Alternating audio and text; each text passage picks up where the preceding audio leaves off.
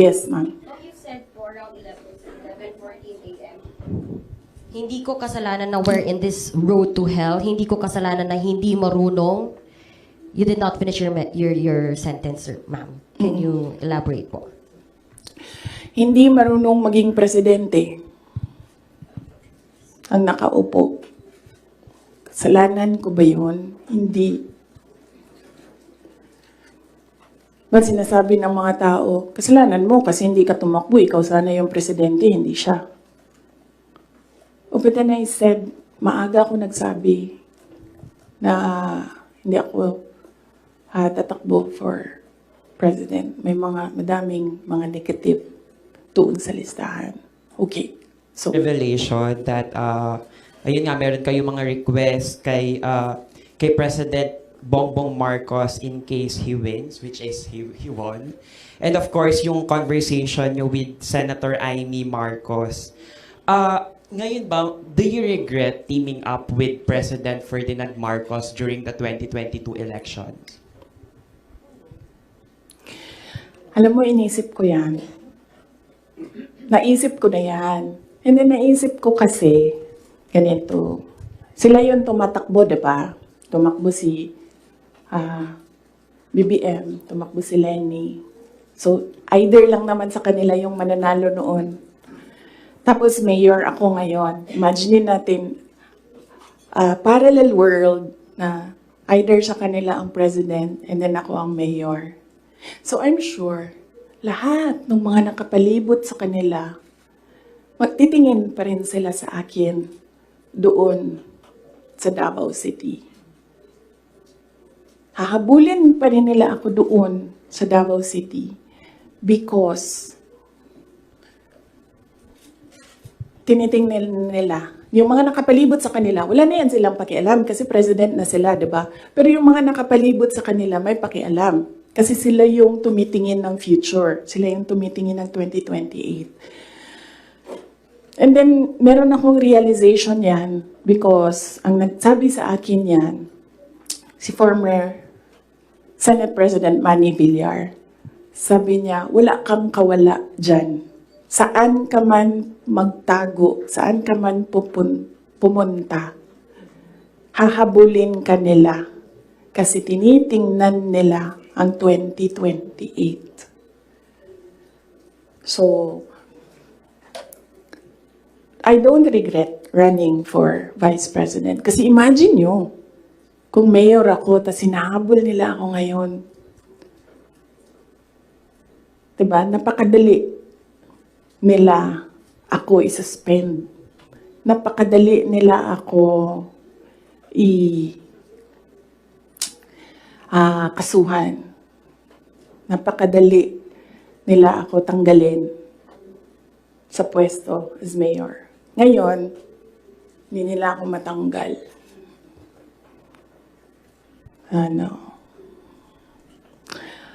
They can drag me to hell.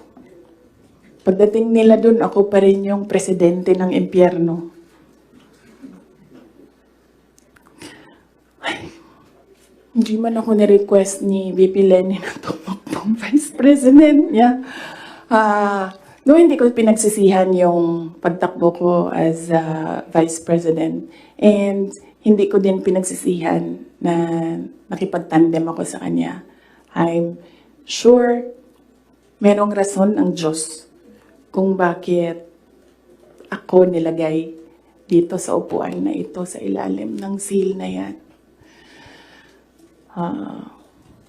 Para rin siguro sa kanya, para kay BBM, or para sa bayan, hindi ko alam kung anong rason ng Diyos. Sometimes, or all the time, hindi natin nakikita ang rason ng Diyos. Nakukonect na lang natin siya kapag meron ng ibang nangyari sa buhay natin.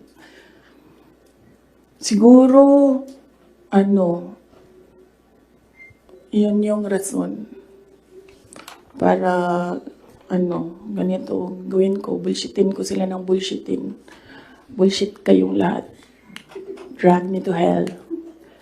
Sorry sila muna ha, kasi hindi pa sila nakatanong. Mark Makalalad. Good morning, VP. Since wala po ko yung intention to run for Vice President from the very beginning.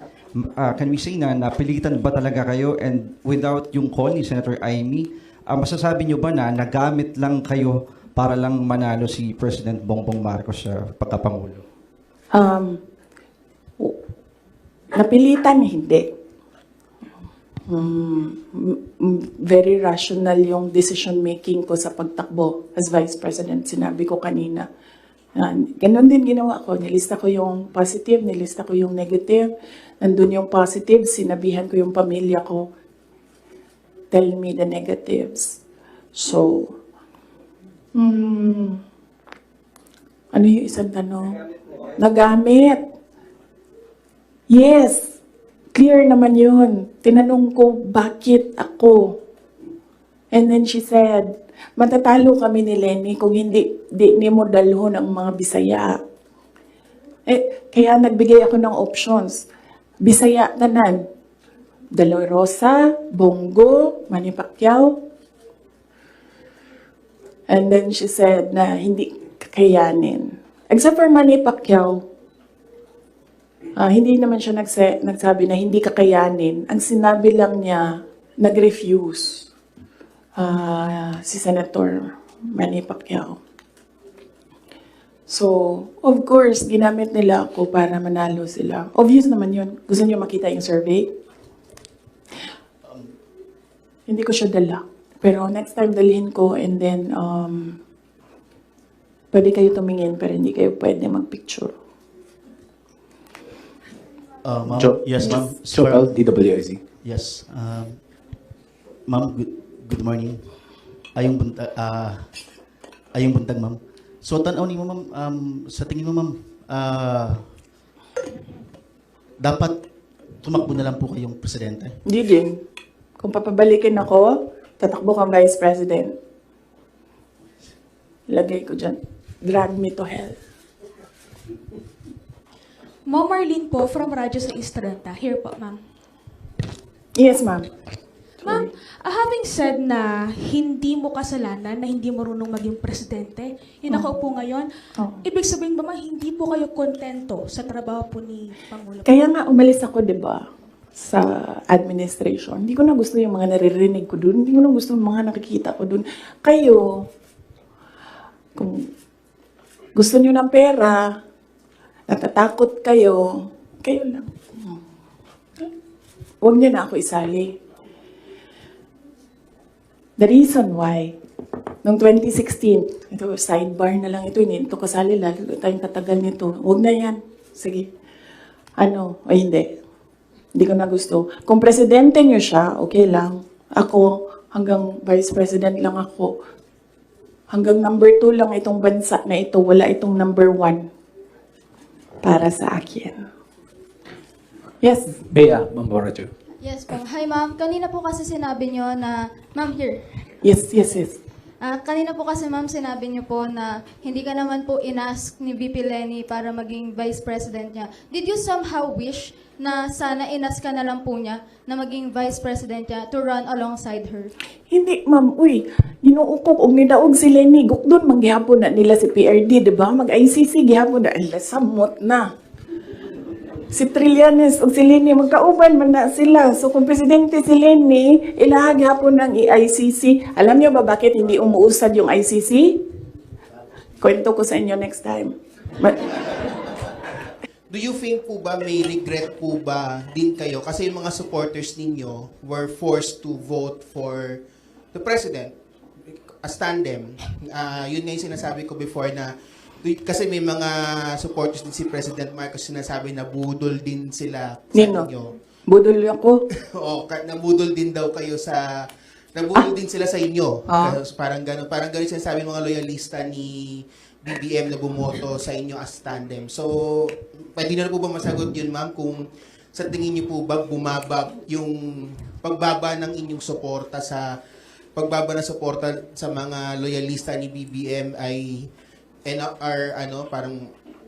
po ba sa iyo na or does it matter po ba na bumaba yung suporta ng mga loyalista ni BBM sa inyo?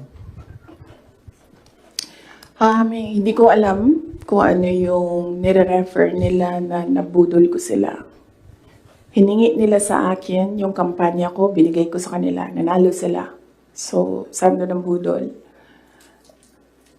Nung tumulong ako sa administration, ang DepEd was what? Top 3? The morale of the teachers were so high na they were happy maghirap na magturo. Rain or shine doon sa mga classrooms. So, asan doon ang budol? Sa akin ba yon kung number 3 ang DepEd? Ako ba ang presidente? Hindi. Sa kanya yon. Cabinet member lang ako. Diba? Accomplishments ng DepEd. Sa akin ba yon? Hindi. Sa bayan yon. Accomplishment yun ng president. So, budol. Ms. Aracel Garcia, Fuji TV. Hi, good Yes. afternoon. Hello. Yeah, during the time of your dad as president, he was not also having good terms with the Vice President Lenny, and now apparently parang naging ano na to, naging president yon on this administration as well.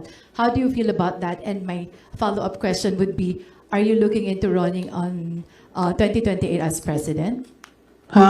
Okay. So, si PRD, in all fairness to the person, hindi yun nanggigipit ng tao.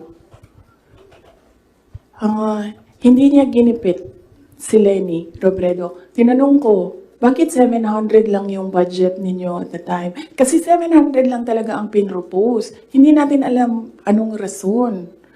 Yan yung sinabi ko doon sa budget hearing. Hindi siya nanggigipit. Sinuspend ba ni PRD o tinanggal sa pwesto mga politiko na kaibigan ni Lenny? Lahat ng mga tumatanggap sa kanya doon sa iba't ibang lugar, nasuspend ba yun? Nawalan ba ng budget? Wala naman. I don't remember anyone ever complaining na naalis sila sa pwesto kasi kaibigan nila sila ni Robredo. Wala. So, hindi yan siya mahilig manggipit ng kalaban. Kung maalala niyo, kalaban niya sa politika, hindi sa personal na buhay. Sa politika, si Speaker Nograles, never yon nagipit sa Davao City. Si Trillanes, yan, mortal enemy niya si PRD. Si PRD thinks nothing of him. Pero, ginipit ba yun? Wala. Diba? Kita nga natin siya kung saan-saan. Kita nga siya sa kasamang